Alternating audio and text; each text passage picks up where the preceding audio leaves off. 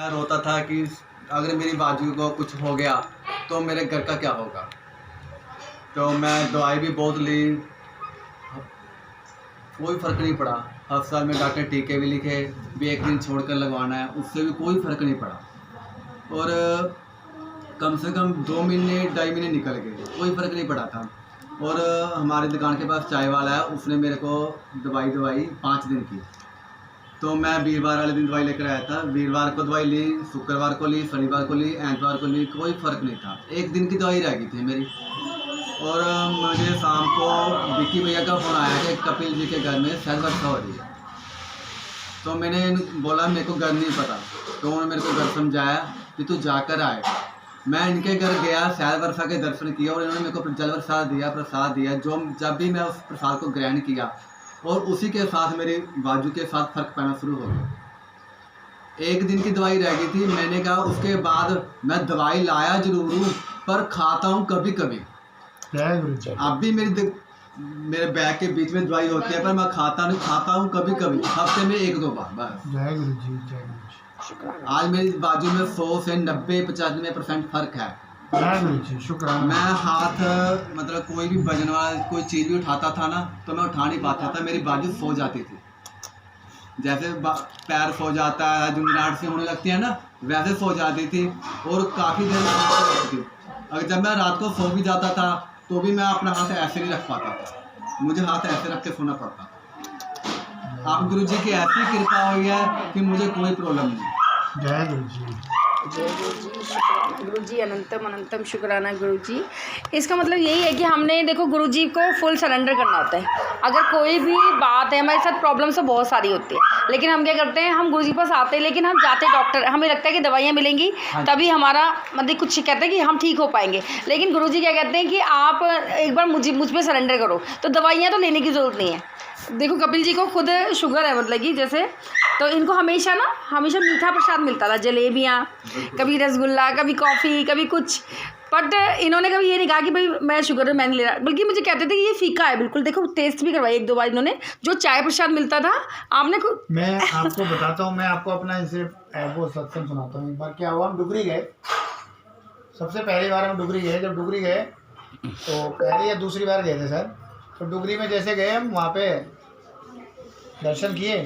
दर्शन करने के बाद तो जैसे वहाँ पे चाय प्रसाद मिलता है, तो चाय प्रसाद जैसे मिला तो इन्होंने चाय प्रसाद लिया, तो चाय प्रसाद ये पीने लगे। मैंने जो है जैसे चाय प्रसाद में मतलब मैंने ऐसे, उन्होंने मेरे आगे ऐसे प्लेट की, मैंने उसमें से ऐसे करके सामने वाला ने उठा के मैंने बीच वाला गिलास उठा लिया, अचानक ऐसे उठाया और मैंने उसको भैया जैसे उसमें सिप लगाया, बिल्कुल फीका।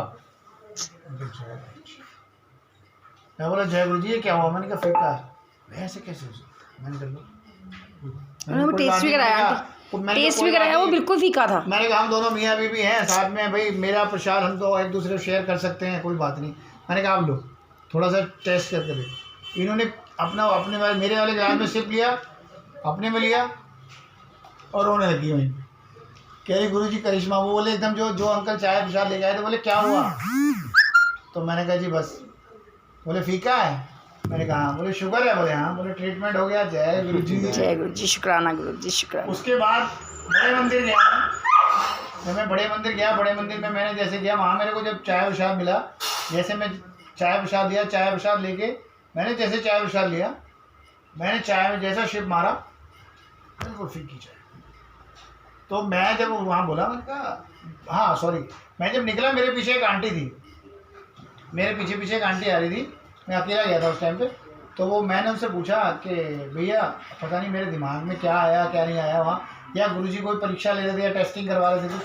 मैंने उनसे बोला, मैंने कहा भैया वो फीकी चाय भी है क्या? मैंने कहा चाय प्रसाद फीका भी है क्या? बोले नहीं गुरुजी का एक ही प्रसाद होता है। तो बोले क्या हुआ? मैंने कहा मेरे को शुगर है। बोले कोई बात नहीं आप लीजिए। तो बोला उन्होंने ऐसे करके मेरे को दिया। उसी में ऐसे वो कैटल रखा था, उस कैटल में से आंटी मेरे को भर के दिया, उसी कैटल में से आंटी पीछे वाली जो थी आंटी, उनको भर के दिया। तो अब मैं जैसे आगे बढ़ा तो आंटी मेरे पीछे पीछे आ रही। बोले बेटा पी लिया? मैंने कहा मैंने पिया। तो मैंने कहा आंटी फीका है? बेटा मेरा तो मीठा है। तो कह रही बेटा थोड़ा सा मुझे दे दो। मैंने कहा आंटी मेरा जूठा हो गया। कोई बात नहीं बेटा मुझे थोड़ा सा दे दो प्लीज़। तो मैंने कहा आंटी अब इस गिलास में डालूँ? तो मैंने कहा, तो बोले यार मेरे हाथ में दे दो। मैंने गर्म में बोली कुछ नहीं दे दो।